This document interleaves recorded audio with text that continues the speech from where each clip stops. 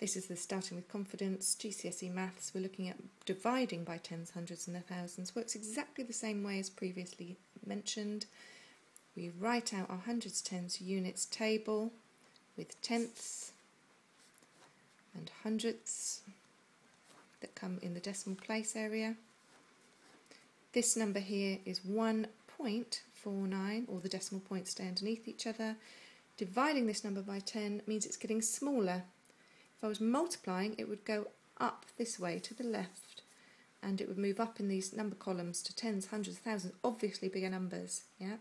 But instead it is getting smaller. Dividing, generally, unless you're dividing by a number less than 1, but we'll come to that, if you're dividing a number by 10, it's definitely moving this way in our place value.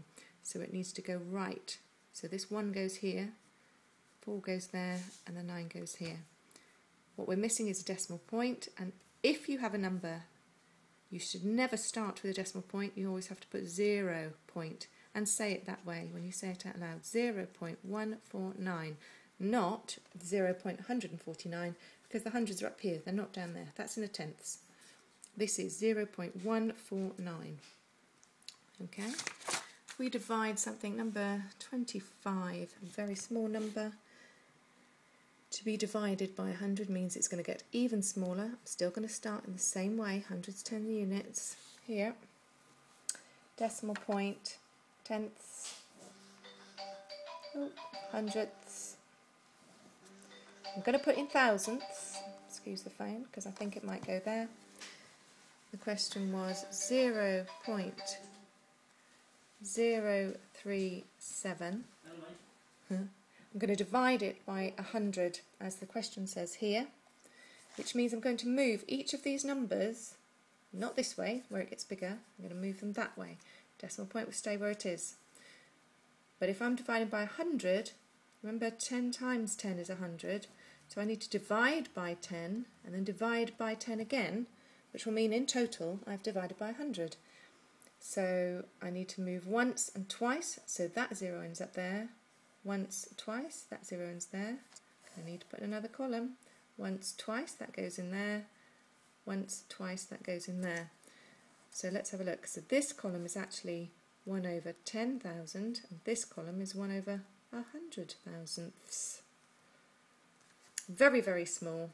Now we've got two empty columns here, and that's what place value is all about. If you have empty columns around the decimal point, fill them in, so that we know which way we're going and how big the number is. So this will actually end up as 0.00037.